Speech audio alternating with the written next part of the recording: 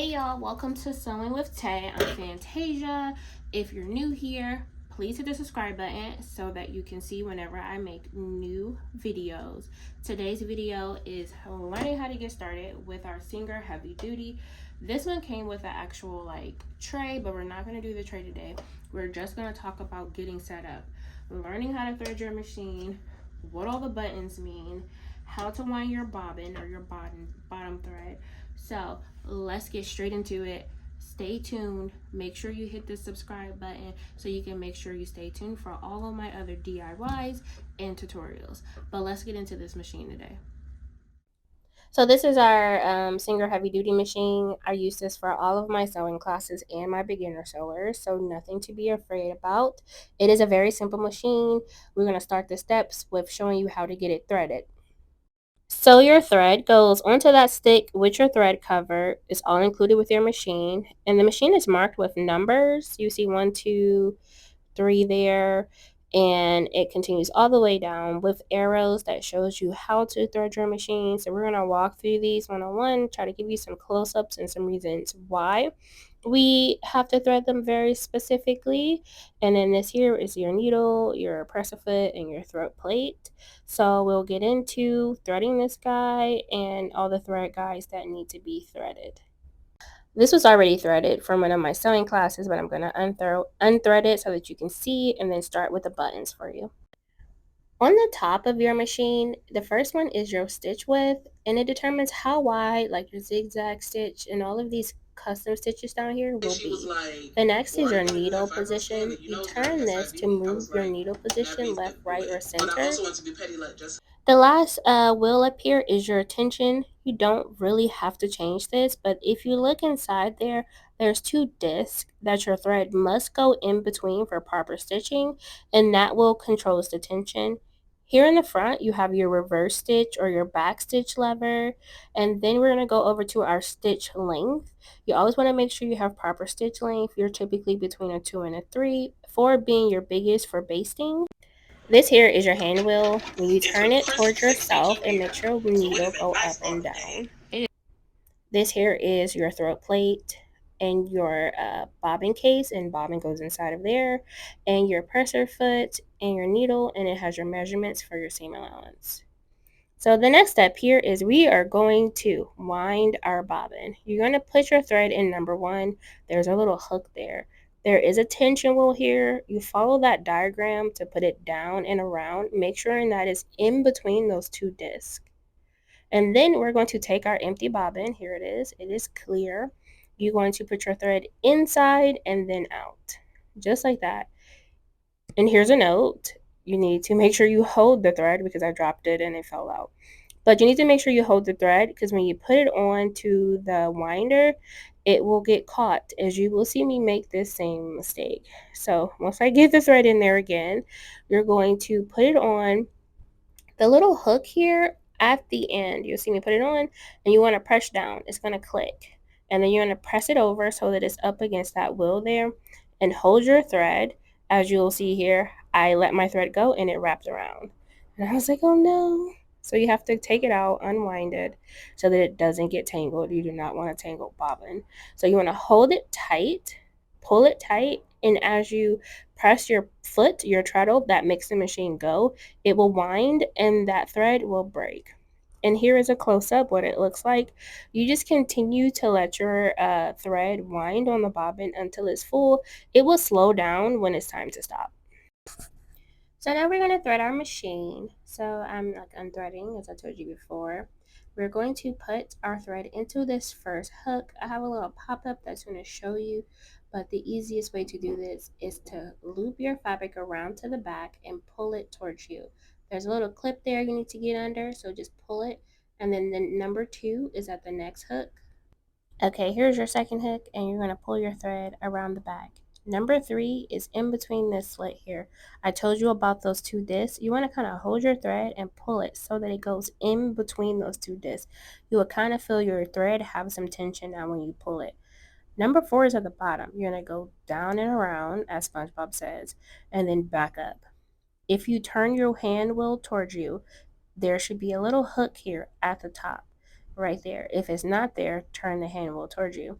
As you can see for the diagram for number 5, it's down, it's around it again. So go towards the back, to the left, and then down and around.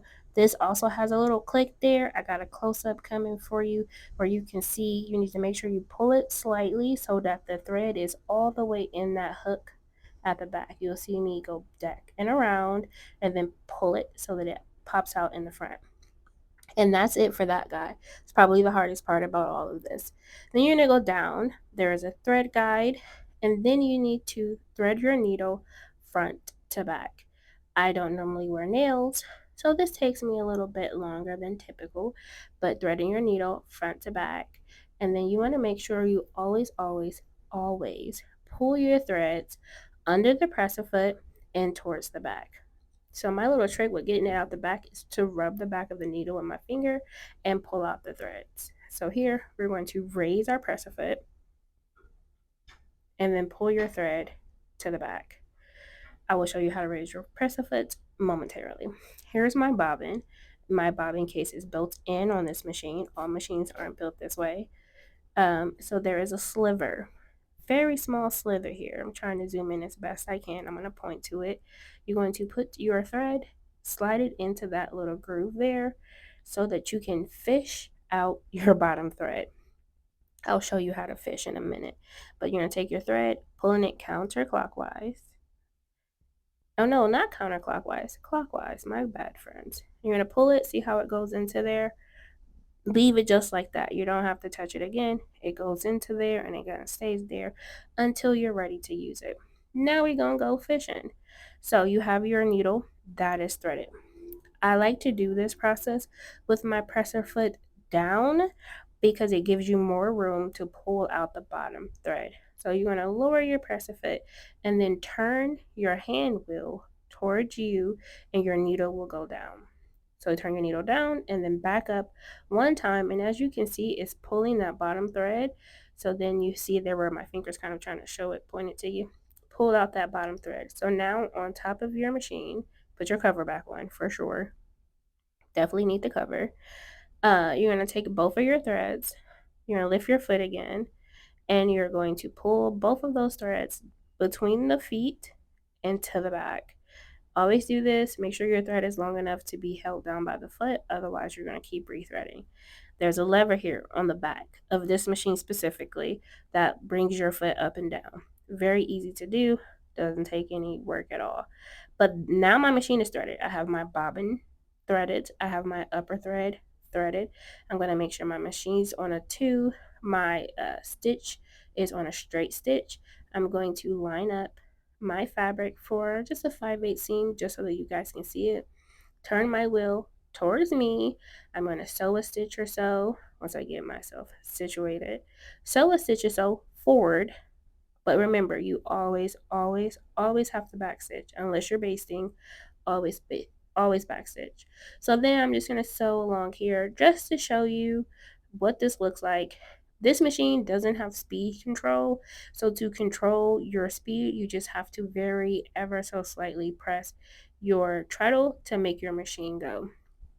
But again, I realized my knob is a little bit off here, so I just fixed it, but it still did a straight stitch, so I was good. This is what my seam and seam allowance looks like. This is what the outside looks like. And yeah, that's pretty much all the things you need to know.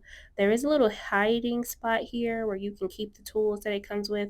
This is where you'll find your thread covers, your buttonhole maker, extra bobbins. It actually comes with a zipper foot for sewing zippers. That's why it's called a zipper foot. An alley wrench. You can kind of tuck it in this little pocket, press it down in there, close it up. I told you guys before, this came with a table. We're not using the table today, but if you have a table, you literally just pull it out from here and you would connect the table the same way. You can also take this off when you're sewing like arms on like sleeves or something like that, or necklines if you want to. This down here is your power cord and your on and off button. And that's all that you need to know to learn how to set up your heavy duty singer machine. Thank you for watching. Hit the subscribe button and the like button and hit the notification button to know when I'm making new videos. My next video is going to be actually sewing straight seams, sewing binding, getting the actual sewing of the sewing machine together. But thank y'all for watching, and stay tuned for more videos.